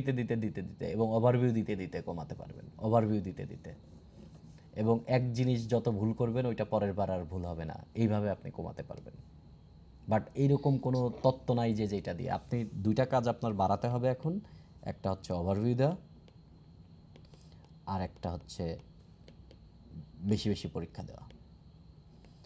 আপনি রোজ ওভারভিউ দিবেন, রোজ পরীক্ষা দিবেন, রোজ ওভারভিউ দিবেন, রোজ পরীক্ষা দিবেন, তাহলে দেখবেন যে ওই তথ্যগুলো যে আপনি ভুল করতেছেন কোশ্চেন রিপ্রেজেন্টেশনে, আর আপনি যেখানে তথ্য পড়ে আসতেছেন দুই জিনিসটা আপনি রিলেট করতে পারতেছেন না বা অপশন দেখে কনফিউজড হয়ে যাচ্ছেন। তো এই জন্য আপনি সাধারণত ধরেন এই যে আপনাদের MP3 MCQ পড়তে বলতেছি, যারা অ্যাকচুয়ালি পড়তেছেন তারাই বুঝতেছেন যে এটা আসলে কাজে দেয়, তারা জি স্যার, বুঝতেছেন। কাজে দেয়, অনেক কাজে দেয় তো স্যার। যদি আপনি এরকম, আমি আপনাকে বলেছি অপশন 4টা অপশনই পড়বেন না, উত্তরের অপশনটা পড়বেন। আপনি যখন ভুল উত্তরগুলোতেও দেখবেন তখন আপনার এই পরীক্ষার হলে গিয়েও ভুল উত্তরগুলো আপনার ব্রেনে সিগন্যাল দিতে পারে।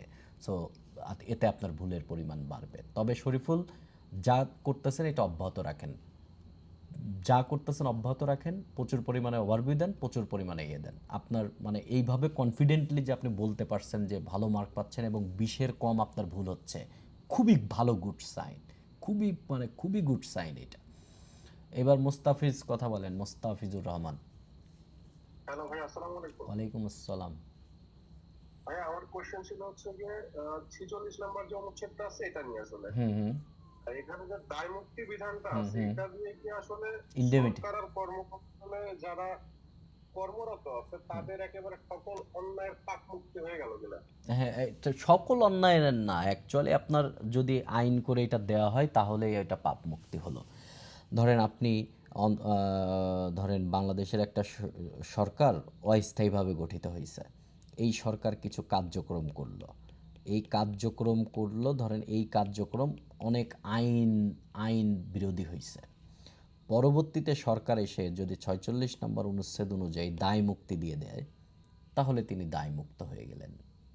কিন্তু এরপরেও আবার কথা থাকে, ধরেন আবার একটা সরকার এসে তখন আবার বলতে পারে যে ওইটা অবৈধ হয়েছিল এবং সুপ্রিম কোর্ট ওই রকম একটা ল জারি করে দিল, এরকম। এটা আসলে ধরেন হচ্ছে যে যারা এখন শেখ হাসিনার কথা আমি যদি চিন্তা করি হুম এক্সাম্পল, হুম হুম সে যদি আবার ফিরে এসে বললো যে ধরেন ছাত্রদের মারা হয়েছে, এখন সে বললো যে বা গুলি চালানো হয়েছে যেটা সাধারণ নিয়ম অনুযায়ী উচিত না, কিন্তু সে এসে বললো যে সেখানে হুম আহ, জনগণকে কন্ট্রোল করতে আসলে সেইটা করছে, হুম হুম তো সেটা কি তখন হ্যাঁ, এটা করতেই মানে পারে, দেয়া এটা হয়ে এটা যাবে কিনা? করতেই পারে। ধরেন আমাদের 1975 সালে 15ই আগস্ট যা হয়েছে এবং পরবর্তীতে 3 নভেম্বর এবং 7 নভেম্বর, এই যে যত ঘটনাগুলো ঘটছে এই ঘটনাগুলোকে তো ইন্ডেমিটি দেওয়া হয়েছে না, বাট এখানেও তো মানুষ মারা হয়েছে, তাই না? হ্যাঁ, তা তো ঠিক আছে। তাহলে তো এই সেটা এই দেখা এই- গেল এইটা এইটা ধরেন, এইটা হচ্ছে ধরেন যারা সরকারে থাকেন তারা তাদের মতন করে তাদের স্বার্থ দেখে তারা ডিসিশন নেয়। এইটা এটাই ধরেন মানে অতীতেও হয়ে আসছে, ভবিষ্যতেও হবে। আরেকটা কোশ্চেন ছিল হুম আসলে হুম ওটা এখন বাইরে আপনি এবং এখন আপনি এটা বলতে পারেন যে যদি এইটা না থাকে, এই হ্যাঁ, এই এই তাহলে তো এটা দিয়ে বারবার ব্যবহৃত হচ্ছে, এটা এটা ভালো কাজেও ব্যবহৃত হচ্ছে, মানে সবসময় রাজনৈতিক স্বার্থ না। তাহলে ধরেন আপনার যে সমস্ত ধরেন বিভিন্ন সরকারি অফিসাররা কিছু কিছু সময় কিছু কিছু ডিসিশন নেয়, জনবান্ধব ডিসিশন, বাট আইনের ওই জায়গাগুলোতে কিন্তু তখনও ভ্যাকুয়াম আছে, বাট তিনি এটা জনকল্যাণে ডিসিশন নেন, তো তখন তো এটা কাজে লাগবে। বাট এইটা যদি না থাকে তখন তো এই সিদ্ধান্তগুলোর জন্য হ্যাং হয়ে থাকবে, রাষ্ট্রীয় অনেক কাজ হ্যাং হয়ে থাকবে। রাষ্ট্র তো একটা বিশাল জিনিস ভাই। তো এটা পজিটিভ, এটা শুধু নেগেটিভটা না, পজিটিভ অনেক ব্যাপার আছে আর কি। আরেকটা কোশ্চেন, এটা হচ্ছে হুম যে 49 বিসিএস নিয়ে গেছে। হুম হুম আমি হচ্ছে যে গণিত বিভাগ থেকে ঢাকা হুম বিশ্ববিদ্যালয়ে হুম করছি, মানে আমার গ্রাজুয়েট হয়ে গেছে। হুম এখন ওখানে আমি সিলেবাস দেখলাম, ওই যে হুম 100 মার্কের যে হুম সিলেবাস, হুম ওখানে যেমন গণিতের ওই যে ওডি পিডি যে টাইপের হুম অনেকগুলো সিলেবাস আছে, এর মধ্যে ওডি পিডি তো আপনি জানেন যে এখানে হুম ম্যাথ গুলো বিশেষ করে বেশিরভাগ ম্যাথই বড় বড় ম্যাথ। হুম হুম আমার এখন কাছে মনে এখানে হয় অত বড় ম্যাথ তো আর এমসিকিউতে আসবে না, তাই না? হ্যাঁ, এখন এখন আমি ওডিপিডির যে ওখানে বিষয় বিষয় ধরেন আপনাকে এইরকম আসতে পারে যে নিচের কোনটি একটা ইকুয়েশন দিল, ধরেন পার্শিয়াল ডিফারেন্সিয়াল ইকুয়েশনে একটা ইকুয়েশন দিল, এইটাই, বুঝছেন, যে এটাকে আপনি ঠিক একটু আছে। ইয়ে করেন, এই টাইপের আর কি। ধরেন আরেকজন কোশ্চেন করেন যে কোশ্চেন করতে চান।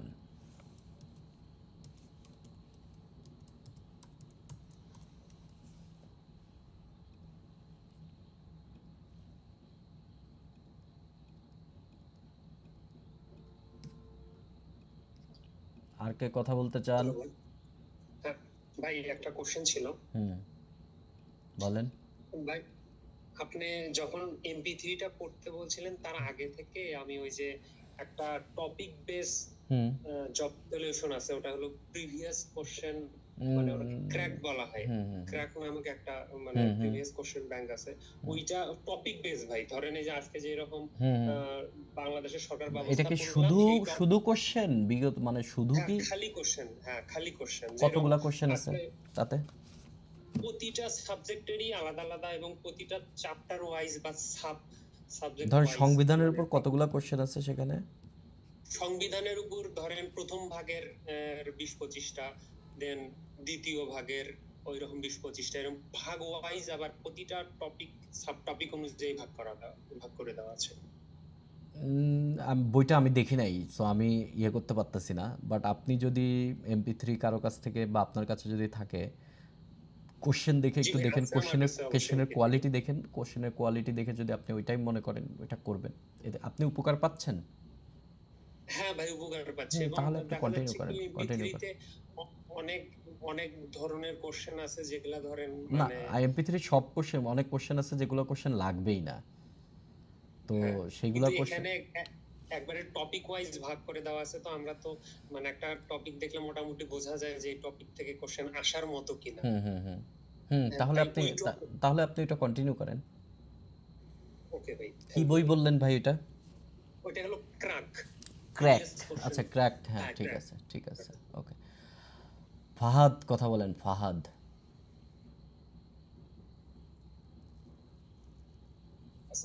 ওয়ালাইকুম আসসালাম ভাই। ভাই আমার নাম ফরহাদ। ও সরি, ফরহাদ, সরি ভাই, বলেন। ফরহাদ, আপনার কথা শুনতে পাচ্ছি না। আচ্ছা, আমি হচ্ছে আমি কম্পিউটার সায়েন্স থেকে বলছি আর কি। আমি টোটালি ইংলিশ, বাংলা এবং জিকে, সাহিত্য এগুলো টোটালি কোনোদিনও ধরি নাই। এই প্রথম আমি যখন গভর্নমেন্ট আসলাম তখনই এটা চলছি আর কি। তো টোটালি আমাকে অনেক পেন দিচ্ছে। আমি 5-6 মাস আর কি, 5-6 মাসও হয় নাই, 4.5 মাসের মতো হচ্ছে আমি পড়াশোনা করতেছি এবং ডাইজেস্টে 1-2 বার ছেড়ে দিয়েছি। বাট আমার আলটিমেটলি কোনো উন্নতি হয় না আর কি। আমি লাইভ এমসিকিউ পরীক্ষা দিচ্ছিলাম যে বাংলাদেশ বিষয়াবলী, তারপরে হচ্ছে ইন্টারন্যাশনাল অ্যাফেয়ার্স, সাহিত্য, এগুলোর মধ্যে টোটালি মার্কস পাই না। আবার ম্যাথ বলেন, কম্পিউটার বলেন বা হচ্ছে কোশ্চেন হচ্ছে আপনি মার্কস পাচ্ছেন না কেন? আপনার কাছে কি কম পেলেও হয় আর কি। মার্ক পাচ্ছেন না কেন? বাংলাদেশ বিষয়গুলিতে আপনি মার্ক পাচ্ছেন না কেন? আপনার কাছে কি আমার হচ্ছে? কেমন জানি কনফিউশন লাগতেছে বা ভুল হয়ে যাচ্ছে বেশি। তার মানে আপনার পড়া হয় নাই। ডাইজেস্ট পড়ার জন্য কিন্তু আপনার কাছে আমি ডাইজেস্ট পড়ার কিছু মেকানিজম বলে, আপনি কি আমার আগের লেকচারগুলো দেখেছেন? না, আমি নতুন আসছিলাম, আমি আপনার মতে আপনি লেকচার দেখা শুরু করেন। আপনি অভিযান ব্যাচের, তাই না? জি। এপিসোড 1 থেকে দেখা শুরু করেন। লেকচারের মধ্যে আপনি পাবেন ডাইজেস্ট আমি কিভাবে পড়তে বলেছি। আপনি লিসেনিং অ্যান্ড হেয়ারিং এর মধ্যে পার্থক্য আছে জানেন? এই জিনিসটা জানেন আপনি? তাহলে লিসেনিং আর হেয়ারিং এর মধ্যে পার্থক্য আছে। বিষয়টা হচ্ছে, ধরেন আমি এই যে ধরেন দূর দিয়ে ঢাকা আরিচা হাইওয়ে দিয়ে গাড়ি যাচ্ছে, এই গাড়ি মাঝে মধ্যে হর্ন দিচ্ছে, আমি এইটা হচ্ছে আপনার সাথে কথা বলতেছি, আবার ওই হর্ন আমার কানে আসতেছে, ওইটা হচ্ছে হেয়ারিং। আর আপনার কোশ্চেনের আমি এখন উত্তর দিচ্ছি, তার মানে আপনার কথাটা আমি অ্যাক্টিভলি শুনছি, এটা হচ্ছে লিসেনিং। তো আপনার ডাইজেস্টটা হয়ে গেছে পড়া হচ্ছে হেয়ারিং। ডাইজেস্টটাকে ওই যে লিসেনিংয়ের মতন পড়তে হবে, অ্যাক্টিভ রিডিং এটা করতে হবে। আপনি এপিসোড 1 থেকে প্রত্যেক দিন 2টা করে এপিসোড দেখবেন। আপনার কাজ এখন, ঠিক আছে ফরহাদ? এপিসোড 1 থেকে শুরু করবেন, 2টা করে এপিসোড দেখবেন। এবং ওই 2টা এপিসোডের যত কাজ আছে ওই 2 দিনের মধ্যে করে ফেলবেন। আপনি এখন কিছু করেন? এখন পড়াশোনার মধ্যেই আছি। কি পড়াশোনা করতেছেন? শুধুমাত্র বিসিএস নাকি একাডেমিক পড়ালেখাও আছে আপনার? আপনি কি মাস্টার শেষ আপনার? আপনার কি মাস্টার শেষ? জি। আপনি পুরা দোস্তর এখন 47তম আমি বিসিএস। মাস্টার্সে ভর্তি হইনি, আমি আপনার পুরা কাজ এখন বলি ফরহাদ, আপনার পুরা কাজ, আপনাকে মিউট করে দিচ্ছি, আপনার কথা ভালো শোনা যাচ্ছে না। আপনার পুরা কাজ হচ্ছে এখন 24 ঘন্টা ওই কাজ করা যা আমি করতে বলতেছি, ঠিক আছে? 2টা লেকচার দেখবেন, 2টা লেকচারে যা যা বলা হয়েছে তাই তাই করবেন, এটাই হচ্ছে আপনার কাজ, ঠিক আছে? এর বাইরে আপনার আর কোনো কাজ নাই। বুশরা বিনতে ফারুক কথা বলেন। আসসালামু আলাইকুম ভাইয়া। ওয়ালাইকুম আসসালাম। জি ভাই, আমার একটা প্রশ্নের সমস্যা ছিল। বলেন ভাই। প্রশ্নটা হচ্ছে সংবিধানে মৌলিক অধিকারের কতটি আর্টিকেল আছে? তো এটার অ্যানসার কি 18 হবে নাকি 22 হবে? এটা নিয়ে আমি একটু কনফিউজড। আর্টিকেল আছে হচ্ছে আপনার হচ্ছে আর্টিকেল আছে হচ্ছে এই কি বলে 26 থেকে 47। তাহলে 26 থেকে যদি 47 হয় তাহলে কত হয়? এটা 22 হয়। 22টা। কিন্তু এর মধ্যে সবগুলোতে কিন্তু যেমন 26 নম্বরে কিন্তু কোনো অধিকারের কথা বলে নাই, 47এও কোনো অধিকারের কথা বলে নাই, বাট এর মধ্যে অধিকার বলছে অ্যাকচুয়ালি 18টা। হ্যাঁ আচ্ছা, তাহলে আমরা অ্যানসার 18টা। হ্যাঁ, আর বাদ বাকিটা হচ্ছে আপনার যদি বলে তৃতীয় বিভাগে কতগুলো আর্টিকেল আছে, এটা একটা কোশ্চেন, আর সংবিধানে কতটি মৌলিক অধিকারের কথা বলা হয়েছে সেটা আর একটা কোশ্চেন। আচ্ছা, ধন্যবাদ ভাই। জয় কথা বলেন তো, জয় লাস্ট ম্যান, জয় কথা বলেন।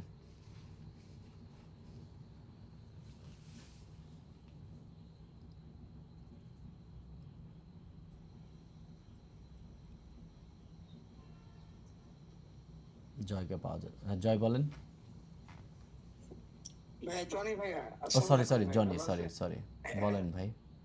আজকে সকাল থেকে ধরেন 5টায় উঠছি, 5টা থেকে আসলে কিছু বলেন।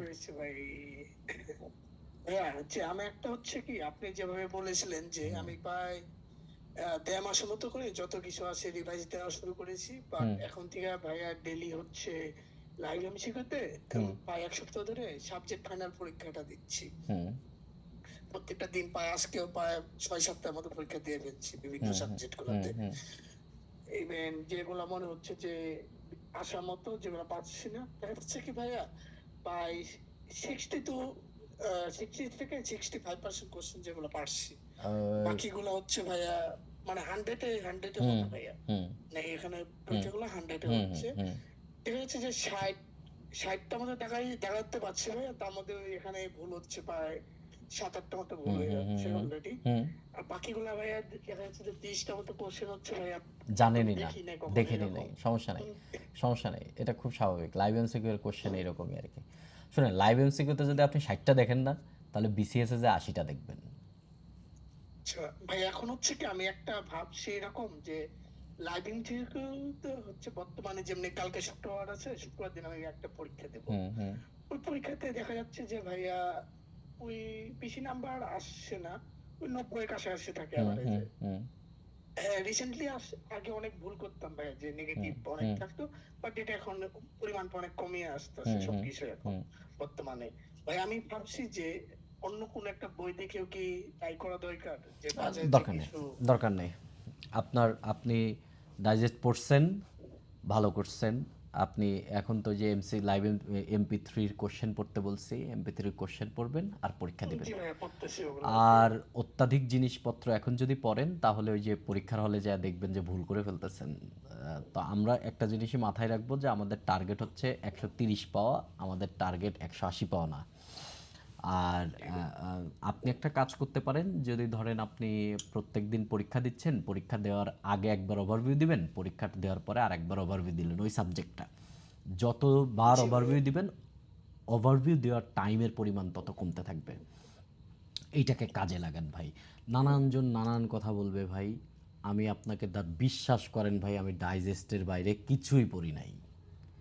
ডাইজেস্টের কথা সো বলছি না ভাই, সো আবার আপনি ওই যে মডেল টেস্টটা দেওয়ার জন্য হচ্ছে কি কোনো অন্য কোনো দরকার সাধারণ নাই, মডেল দরকার নাই, টেস্টের দরকার জন্য? নাই, আপনি দরকার নাই। আচ্ছা, তবে লাস্টের দিকে হ্যাঁ, যদি বুঝতে আপনি থাকেন কোথায়? ভাইয়া জগন্নাথ হলে, ঢাকা ওকে, বিশ্ববিদ্যালয়। আপনি তো ওই যে বংশালে যেতে, বংশাল না তো বক্সিবাজার, জি যদি ভাইয়া, এই এই উত্তরণ। উত্তরণ বা যে কোনোটা আর কি, যে বা জি আশপাশে ভাইয়া। আর কি, যে কোনোটা, আপনি নীলক্ষেতেও যেতে পারেন। ধরেন আপনি যদি এরকম মনে করেন যে কোনো একটা জায়গায় গিয়ে হার্ড কপিতে পরীক্ষা দিবেন, হার্ড কপিতেও পরীক্ষা দেওয়ার কিন্তু একটা ব্যাপার আছে আর কি, করতে পারেন যদি আপনার হাতে মনে জি হয় যে ভাইয়া। এরকম টাইম। বাট আপনি এই যে অল্প কিছু টাকা দিয়ে বা দুই একটা পরীক্ষা দিয়ে দেখেন। আপনি দিয়ে দেখার পরে আপনার যদি মনে হয় যে না, আপনার ওই সময়টা ব্যয় করার পরে আপনি ওই টাইম পাচ্ছেন বা আপনার অতটুকু ইয়ে লাগতেছে না, তখন দু একটা হার্ড কপি দিতে পারেন, হার্ড পরীক্ষা দিতে পারেন। আদারওয়াইজ দরকার নাই। অথবা আপনি এরকম একটা কাজ করতে পারেন, আপনারা সবার উদ্দেশ্যে আমি এটা বলতেছি, এরকম একটা কাজ করতে পারেন, বাজার থেকে একটা মডেল টেস্ট বই কিনে নিয়ে আসতে পারেন। মডেল টেস্ট পাওয়া যায় না? জি ভাই, আমি এটা কথা বলতেছিলাম মডেল আপনাকে টেস্ট যে ভাই একটা একটা বই মডেল কিনে টেস্ট নিয়ে বই আসবেন, কিনবো কিনা? এবং ওএমআর যেটা, ওএমআর কিছু, একটা ওএমআর গুগলেই পাওয়া যায়, একটা ওএমআর প্রিন্ট করে ফটোকপি করে নিয়ে আসবেন। ধরেন ও বইতে দাগায় দাগায় পরীক্ষা দিবেন না, ওএমআরে পরীক্ষা দিবেন। বুঝতে পারছেন জনি? জি ভাই, আমি লাইভ এমসিকিউতে এটাই করি ভাই এখন, যে ওই মার্কগুলোতে মানে হার্ড কপি মাধ্যমে হ্যাঁ, পরীক্ষা রাইট, দিই এখন, এটা ওটা করতে দেওয়া পারেন। হবে সো আর কি। এটা লাইভ এমসিকিউতে না করে এটা আপনি বই একটা কিনে নিয়ে এসে করতে পারেন, তাহলে আপনার জি ভাই, এটাই এটা আরো ভাবছি ভালো ভাইয়া। হবে। সবাই ওকে ভালো ভাই, অনেক থাকেন। অনেক ভাই থ্যাংক আমার ইউ একটা ভাইয়া। কোশ্চেন ছিল। বলেন কে বলতে চাচ্ছেন? ভাই আসুস নামে আছি তো ভাই। বলেন। ভাই আমি বাংলা গ্রামার, ইংলিশ গ্রামার আর ম্যাথে কোনো মানে কোনোভাবেই আর কি ভালো মার্কস ধরতে পারতেছি না। সো আমি কি করতে পারি ভাই এই সময়টাতে? আপনার জন্য আমি বলবো যে এই বাংলা গ্রামার নিয়ে, আমি আগেও বলেছি, বাংলা গ্রামার নিয়ে কাজ করতে হবে হচ্ছে ধরেন প্রয়োগ অপপ্রয়োগ। বিগত বছরের কোশ্চেন আগে দেখতে হবে, প্রয়োগ অপপ্রয়োগ সবচেয়ে বেশি কোশ্চেন আছে এখানে। বানান আছে, বাক্যশুদ্ধি আছে, তারপরে হচ্ছে আপনার প্রবাদ প্রবচন আছে, তারপরে হচ্ছে কয়েকটা জিনিস নিয়ে প্রয়োগ অপপ্রয়োগ। এর মধ্যে এই প্রয়োগ অপপ্রয়োগ থেকে সবচেয়ে বেশি প্রশ্ন আসে বিসিএসে। তো প্রয়োগ অপপ্রয়োগ আমার দৃষ্টিতে খুবই সহজ। তো বিগত বছরের কোশ্চেন দেখে ডাইজেস্টকে মার্ক করে পড়বেন, এবং আপনার কাজ হবে প্রত্যেক দিন ওই জিনিসগুলো ওভারভিউ দেওয়া। ধরেন আপনি প্রয়োগ অপপ্রয়োগ সকালে উঠে ওভারভিউ দেন 20 মিনিট, বিপরীত শব্দ ওভারভিউ দেন 10 মিনিটে। একই জিনিস রোজ পড়তে হবে ভাই, রোজ।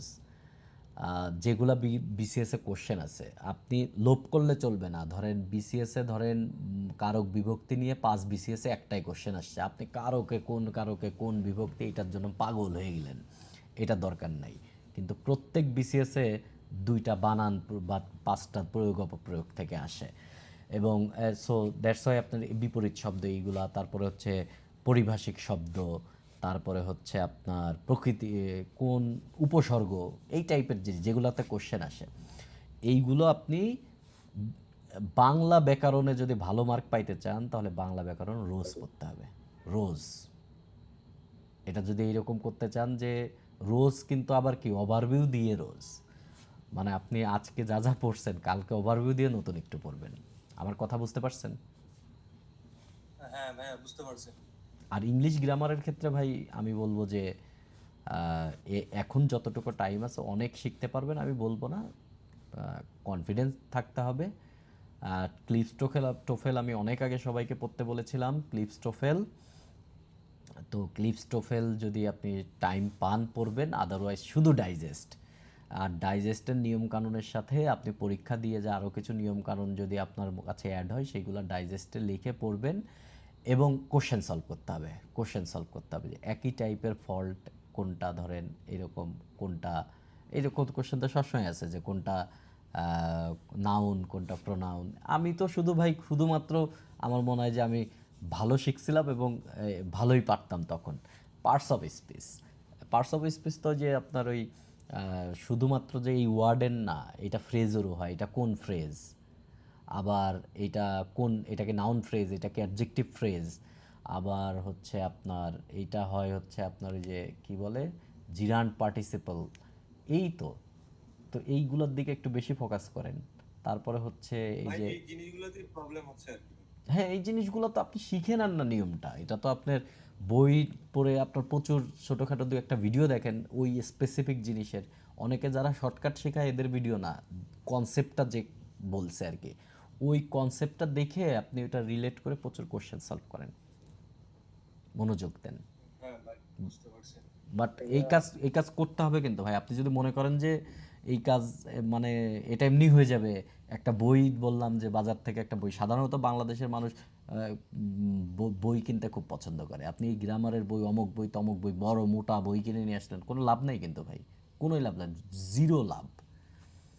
ঠিক আছে, এই মানে শর্ট করে বিস্তারিত পড়তে হবে। ঠিক আছে, ভাইয়া আসসালামু আলাইকুম। ওয়ালাইকুম আসসালাম। কি বলতে দিয়েছিলেন ভাই আমাদের ফার্স্টে বলেন কথা বলার জন্য, কিন্তু আমার ওই সেটিংটা একটু সমস্যা ছিল। বলেন ভাই, যদি পারমিশন দেন একটা কথা বলতে চাচ্ছিলাম। বলেন ভাই, আমাদের ওই সংবিধানের ফার্স্টের যে লেকচারটা হয়েছিল না, ওখানে এনসিসি নামে একটা টার্ম বলেছিলেন, ন্যাশনাল, কিন্তু জি ভাই, মানে আপনার হচ্ছে কনস্টিটিউশনাল কাউন্সিল, ওই জিনিসটা ভাইয়া হচ্ছে মানে পুরোপুরি করতে পারি নাই ভাইয়া। ওই লেকচারটা পড়েও মানে আর কি ওই মানে এটা আচ্ছা, আপনার এই যে লাস্টের যে জিনিসটা, আজকের লেকচারের লাস্টে, জি ভাইয়া না, জি ভাই, আজকের লেকচারের লাস্টে, এবং ওই যে আপনার 8টা যে পার্ট ছিল না ভাইয়া সংবিধানের, ওই লেকচারের একদম ফার্স্টের লেকচারটা, ওইটা আপনি বলছিলেন যে পরে একটু হচ্ছে ডিসকাস করে দিবেন। ওই দিন অনেক লেন্দি লেকচার হয়ে গিয়েছিল, এটা যদি একটু বলতেন আজকে যদি সম্ভব না হয়। আজকে আপনি এই যে আজকের লেকচারের এইটা একটু রিডিং পড়েন, এই যে সংবিধান সংস্কার কমিশনের। জি ভাই, এইখানেই ছিল ভাই, এইটা ওই ফার্স্টের লেকচারের মধ্যে ওই আচ্ছা ছিল। আচ্ছা, আপনি কি অভিযান ব্যাচের? না না ভাই, আমি হচ্ছে আর কি সিম্পল 47টা। ঠিক আছে, ওকে, আপনাদের আমি ক্লাসরুমে এইটা নিয়ে একটা লেখা পোস্ট দিব না। জি ভাই, থ্যাংক ইউ ভাই। ঠিক আছে, ওকে, আসসালামু আলাইকুম ভাই। আসসালামু আলাইকুম। আজকে আর কথা না বলি ভাই। ভাই, আমি গত শুক্রবারে পারমিশন দিয়েছিলাম, সেটিংস এর ঝামেলার কারণে কথা বলতে পারিনি। কি বলেন ভাই? আমি হচ্ছে যে ভাই 46তম বিসিএস ভালো একটা অ্যাটেম্প্ট নিয়ে দিয়েছিলাম, মানে বিষয়ভিত্তিক হয়েই পড়েছিলাম আর কি। তো এখন কি ভাই, আমি কি ওই আগের যে পড়াগুলা আপনার দাগানোর নিয়মেই পড়বো বিষয়ভিত্তিক বই থেকে, না ডাইজেস্ট থেকেই পড়বো? আগেরগুলো একটু এক ঝলক দেখে আসেন। হ্যাঁ, তারপরে ভাই আমি ডাইজেস্ট, হ্যাঁ, তারপরে ডাইজেস্ট চলে আসবে। বাংলাদেশ বিষয়ে বলি, ভূগোল আর এগুলা পড়ে ফেলছি, আর বাংলা সাহিত্যটা পড়তেছি এখন। আগেরগুলা দেখে এসে দেন ডাইজেস্ট পড়ে ফেলেন, আর সমান্তরাল ভাবে আপনি পরীক্ষা চালায় যান। জি ভাই, আরেকটা বিষয় আছে, আমি ম্যাথে খুবই উইক। 46তম বিসিএস এ ভাই আমি কোনো ম্যাথ আনসারই করিনি। না, এইটা ভাই, এইটা তো খুবই অন্যায়, এটা খুবই অন্যায়। হ্যাঁ ভাই, আমি পরে গিলটি ফিল করছি যে আমার ম্যাথ আনসার করা উচিত ছিল। তো ভাই, আপনার নিকট ভবিষ্যতে আপনার ম্যাথের কোনো ব্যাচ চালু হবে? না না, আমাদের ম্যাথের ব্যাচের আপডেট দিই আপনাদের। আমি কিন্তু ম্যাথের ব্যাচ মাঝখানে 2 মাস মতন গ্যাপ রেখেছিলাম ওদেরকে বলে। আমাদের ম্যাথের ব্যাচে ক্লাস হয়েছে 11টা। সেই 11টা ক্লাসে আমরা কি কি পড়িয়েছি সেটা আপনাদের একটু বললে। আজকে একটা ক্লাস হয়েছে ওদের, আজকে জ্যামিতি পড়ানো শুরু করলাম। পড়িয়েছি হচ্ছে ধারা শেষ হয়েছে, ধারা শেষ হওয়ার পরে লগারিদম শেষ করেছি, লগারিদমের পরে বহুপদী শেষ করেছি, দ্বিপদী শেষ করেছি, সম্ভাবনা শেষ করেছি। এগুলো হচ্ছে শেষ হয়েছে। আর ইউটিউবে হচ্ছে বিন্যাস সমাবেশের শেষ হয়েছে, ওইটা ইউটিউবের ওইটা লেকচার, ওইটা ওদেরকে দেখতে বলেছি। আর হচ্ছে সম্ভাবনা শেষ হয়ে গেছে, আমরা আজকের থেকে জ্যামিতি পড়া শুরু করেছি। তার মানে এই হচ্ছে আমাদের অগ্রগতি। তো আপনি এনরোল করতে পারেন, এটা কিছুই হয় নাই তেমন, ম্যাথের কেমন কিছুই শেষ হয় নাই, এনরোল করতে পারেন। তাহলে ভাই ওইটাতে কিভাবে এনরোল করব? ওইটাতে এনরোল করার হচ্ছে আপনি বিন্যাস সমাবেশের ইউটিউবের যে ভিডিওটা, সেইটা ডেসক্রিপশনে দেখবেন এই দেওয়া আছে, লিঙ্ক দেওয়া আছে, ভর্তির লিঙ্ক দেওয়া আছে, ওই গুগল ফর্মটা ফিল আপ করবেন। ঠিক আছে, আর আপনাদের জন্য যারা আমার আগের স্টুডেন্ট আর কি, আপনারা সেটা অভিযান হোক বা 47-এর, আপনাদের জন্য এখন কোর্স ফি হচ্ছে 1700 টাকা। যদিও এটার কোর্স ফি 1500, আপনাদের জন্য হচ্ছে এটা 1700। যুক্ত হতে পারেন, কারণ এটা আমরা দীর্ঘদিন চলবে। ধরেন 47 রিটেনের আগ পর্যন্ত আমার টার্গেট আছে যে মেইন যে চ্যাপ্টারগুলো আছে এগুলো আমরা শেষ করে ফেলবো, যেগুলোতে রিটেন কোশ্চেন আসে। আরো কিছু কথাবার্তা আছে সেটা ধীরে ধীরে চলবে আর কি। হচ্ছে যে ভাই সাতটারই বিসিএস কে শুধু না, মানে আমি শিখবো, মানে ম্যাথ আমার কাছে ম্যাথ এটা কঠিন লাগে, যে ভাই আপনার কাছ থেকে আমি শিখবো, এরকম একটা বিষয়। আলোচনা হবে ভাই, যুক্ত হতে পারেন। হ্যাঁ, ভালো থাকেন ভাই। অন্যান্য পরীক্ষাগুলো যে এখন দিচ্ছি চাকরির, মানে আমি বাকি বিষয়গুলোতে মোটামুটি ভালোই করতেছি, ম্যাথে গিয়ে ভাই আমার ঝামেলা হয়ে যাচ্ছে। এটা মেইন কাজ হচ্ছে আপনার মনোযোগ দিতে হবে ভাই, প্রচুর মনোযোগ দিতে হবে, প্রচুর পড়তে হবে, আর বুঝে বুঝে পড়তে হবে। একটা ম্যাথ কখনো মুখস্থ করে পাওয়া যায় না, রুলস মুখস্থ করে পাওয়া যায় না, ওই রুলসের সাথে মেইন জিনিসটা কিভাবে কাজ করতেছে এটা চিন্তা ভাবনা করতে হয় আর কি। এই ভালো থাকেন সবাই, শুভরাত্রি। থ্যাংক ইউ ভাই, কথা বলার সুযোগ। থ্যাংক ইউ, শুভরাত্রি ভাই। আসসালামু আলাইকুম।